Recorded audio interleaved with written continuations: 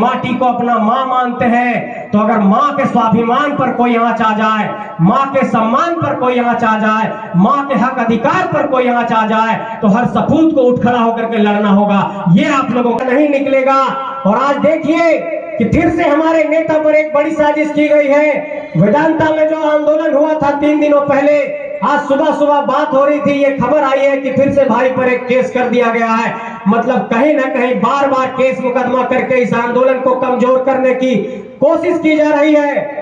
लेकिन उन पुलिस प्रशासन के लोगों को, उस एसडीओ को, बीडीओ को, आईपीएस को, एसपी को, डीसी को, सीओ को, थानेदार को, सबको इस बात की चुनौती पेश करना चाहते हैं सिरों की धरती से कि सिर कटाना मंजूर होगा, लेकिन इस आंदोलन से पीछे नहीं हटेंगे। और ये आंदोलन एफआईआर से कमजोर नहीं होने वाला है। ये आंदोलन पुलिस के कागज पर एफआईआर लिख देने से कमजोर नहीं होगा। ये नौजवान इतिहास लिखने के लिए निकले हैं। ये आंदोलन अब इतिहास बदल करके ही मानेगा, झारखंड को बदल करके ही मानेगा। कहना चाहता हूं आप सबसे कि 4 फरवरी 1973 को वो पार्टी बनी थी जो पार्टी इस वक्त सरकार में है, और विनोद बाबू और गुरुजी ने मिलकर बनाया। विनोद बाबू उसके अध्यक्ष रहे। लेकिन मैं ये कहना चाहता हूं कि निश्चित तौर पर कि अगर कोई राजनीतिक दल हमारे समाज के बीच से लोग बनाते हैं और वो सत्ता में आती है, पूर्ण तौर पर सत्ता में आती है, 5 साल का कार्यकाल पूरा होने जा रहा है, तो निश्चित तौर पर हमारी उम्मीदें बढ़ेगी। और इस बात को समझिए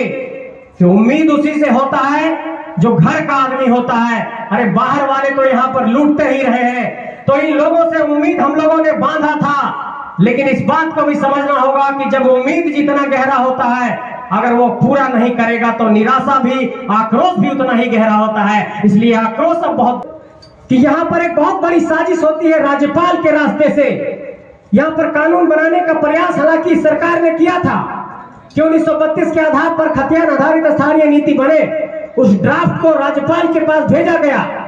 और राज्यपाल ने यह कहते हुए रिजेक्ट कर दिया कि यहाँ पर समानता के अधिकार का उल्लंघन हो रहा है, इसलिए इस कानून को स्वीकार नहीं किया जा सकता है, वो कानून नहीं बन सकता है।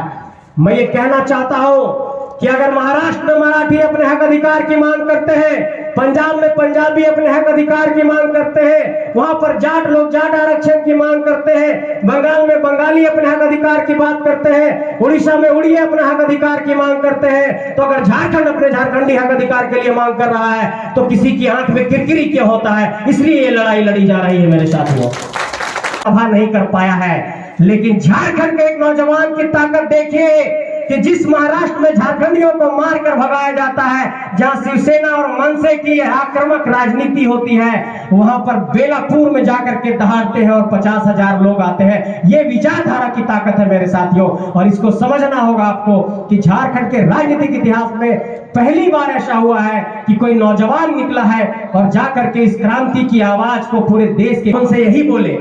कि मोदी जी आए थे ओली हाथों में हमारे बिरसा धरती आबा को प्रणाम करने, बहुत अच्छी बात है, लेकिन मोदी जी की सभा के एक वीडियो को निकालिएगा और एक जेबी केसेस के सभा के वीडियो को निकालिएगा और तुलना कर लीजिएगा कि किसमें ज्यादा भीड़ है और किसने मीडिया में नाइंसाफी किया है, तो आपको पता चल जाएगा। उस पत्रकार साथी ने मुझे कहा कि देखिए आप लोगों के इस आंदोलन को नेशनल मीडिया क्यों नहीं कवर कर रहा है, क्योंकि यहाँ कोयला निकालने आती है एनटीपीसी, यहाँ पर कोयला निकालने आती है अडानी, यहाँ पर माफियागिरी करता है रुंगटा, यहाँ पर आलोक स्टील करता है बदमाशी, यहाँ पर करता है बीएसएल और वेदांता के मालिक रहते हैं लंदन में अनिल अग्रवाल जी, और तमाम जो सीसीएल है, बीसीसीएल है और तमाम कोयला की कंपनियां हैं, जितने ये जो बड़े कॉर्पोरेट प्लेयर्स हैं और बड़े बड़े मीडिया संस्थान के जो मालिक हैं, सब में यारी होती है, दोस्ती होती है। दिल्ली के गलियारे में, उधर रायसीना हिल्स में और लुटियन जोन में उन लोगों का अपना कॉकटेल पार्टी चलता रहता है। तो इन लोगों का एक ही मंशा है कि ये आंदोलन को किसी भी तरीके से राष्ट्रीय स्तर का आंदोलन मत बनने दो, क्योंकि आपने देखा होगा कि बिहार में रेल रोका तो राष्ट्रीय स्तर का न्यूज बन गया, मणिपुर में कुछ हुआ तो राष्ट्रीय स्तर का आंदोलन बन गया, बंगाल में कुछ होता है राष्ट्रीय स्तर का खबर बनता है। लेकिन जैसे ही झारखंड में हम लोग कुछ करते हैं, ये लोग जान जाते हैं कि अगर इसको राष्ट्रीय स्तर का आंदोलन दे दिए और पहचान का नाम दे दिए और कहीं अगर किसान आंदोलन की तरह पूरे देश से लोगों का समर्थन मिल गया तो ये झारखंडी तो अभी खुद में इतने ताकतवर हो गए हैं, अगर दूसरे राज्य के लोग भी समर्थन दे दिए इन लोगों की आवाज में तो पता नहीं कहां कहां आग लगेगा। इसलिए हम लोगों को ये लोग समर्थन नहीं देते हैं और इसलिए हमारी खबरों को आप आज तक पर जी न्यूज पर और बड़े बड़े चैनलों पर नहीं देख पाते होंगे, क्योंकि ये कोयला के व्यापारी, ये लोहा के व्यापारी, ये खनन के व्यापारी ऊपर में मीडिया सब विधायक हमारे नहीं है। और मैं हर सभा में गिनाता हूं, यहां भी गिनाऊंगा कि हजारीबाग के संसद बक्सर से आकर के बने हैं, आप देखिए रांची के सांसद राजस्थान से आकर के बने हैं, चतरा के सांसद भी बिहार से आकर के बने हैं, पलामू के सांसद भी बक्सर से आकर के बने हैं, धनबाद के सांसद भी बलिया से आकर के बने हैं, आपके यहाँ पर गोड्डा के सांसद भी भागलपुर से आकर के बने हैं, झरिया की विधायक भी जाकर के यूपी से बनी है,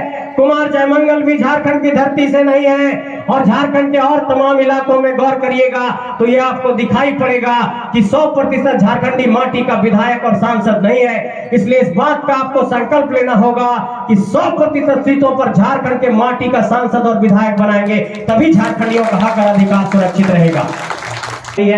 वो तीसरी सबसे बड़ी समस्या ये है कि जो हम लोगों ने ये सोचा था कि विनोद बाबू और गुरुजी साथ में आंदोलन करते थे और उसी के सपूत हैं हमारे हेमंत सोरेन जी, 2019 में सरकार बनाए। 29 दिसंबर 2019 को जब उन्होंने शपथ लिया था तो तमाम झारखंडियों ने ये सोचा था कि आदिवासियों मूलवासियों की सरकार है और यहाँ के लोगों को रोजगार मिलेगा, स्थानीय नीति बनेगी, नियोजन नीति बनेगी। लेकिन उंगलियों पर गिरा देना चाहता हूँ कि आज तक झारखंड में स्थानीय नीति नहीं बनी, आज तक झारखंड में नियोजन नीति नहीं बनी,